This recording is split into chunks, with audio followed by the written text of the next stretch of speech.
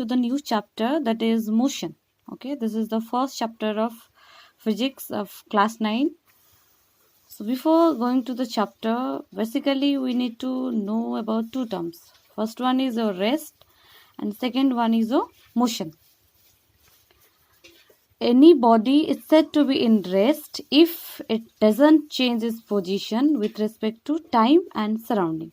Okay, if anybody do not change its position with respect to time and surrounding, it is said to be in rest. If anybody changes position with respect to time and surrounding, it is said to be in motion. Like in motion, we can take the examples of different vehicles like bus, car, human beings, animals. Okay, so these are the examples of motion, because with respect to time and surrounding, they are changing their positions. But buildings, trees, these are the examples of rest, because with respect to time and surrounding, they are not changing their position, so they are said to be in rest. And these things are said to be in motion because they change their position with respect to time and surrounding. Now come to the motion. Okay, so now we'll discuss about different types of motion. First thing is linear motion, and that is also called translational motion. Second one, circular motion, and third one is a rotational motion. Okay, so moving to the first thing, that is the linear motion. Okay, linear motion. The motion is said to be linear when the body will move in a straight line. Okay, so basically linear motion stands for motion in straight line. When a body moves in a straight line, it is said to be a linear motion, like motion of a vehicle in a straight road, motion of a flare in a straight track. These all are the examples of linear motion. Basically, motion of a body in a straight line. When a body moves in a straight line, it is said to be linear motion. It is also called translational motion. It is also called rectilinear motion. Okay, there is three names for linear motion: linear motion, rectilinear motion, and translational motion. Now coming to the circular motion. Okay, if a body moves in a circle, it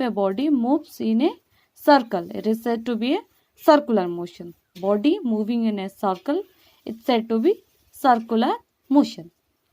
The third one is a rotational motion. When a body rotates along a fixed axis, okay, there is a fixed axis and the body is moving along the axis, then it is said to be rotational motion. Okay, so now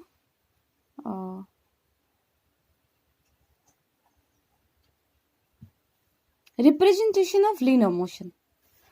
So in the representation of linear motion, here this is the representation of time and this is the representation of distance in terms of meter, and the time is represented as second.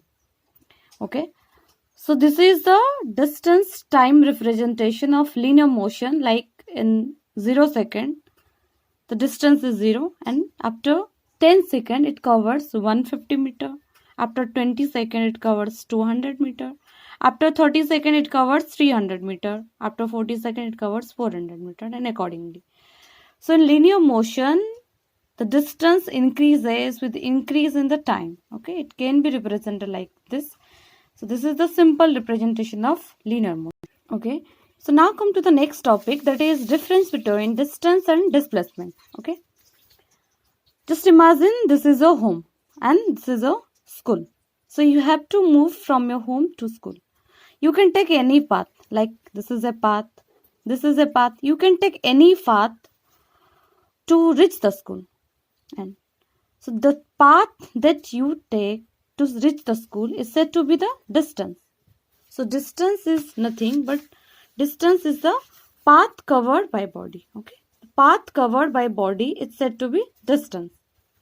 But the shortest distance between any 2 points is said to be displacement. Like here, this is the path covered, so this is the distance, but the shortest distance between 2 points is always said to be displacement. Any path joining 2 points is said to be distance, but the shortest distance, the line joining between 2 points, is said to be displacement. Distance never be zero. Distance cannot be zero. Okay. Distance never be zero. But displacement can be zero, can be negative. Okay. Displacement can be zero, can be negative. Next point, distance is a scalar quantity where displacement is a vector quantity. Okay. Distance is a scalar quantity and displacement is a vector quantity. Next, distance may or may not have a direction. Okay. Distance may or may not have a direction, but displacement always have a direction. It is always start from the initial point to the final point. Displacement always have a direction, but distance may or may not.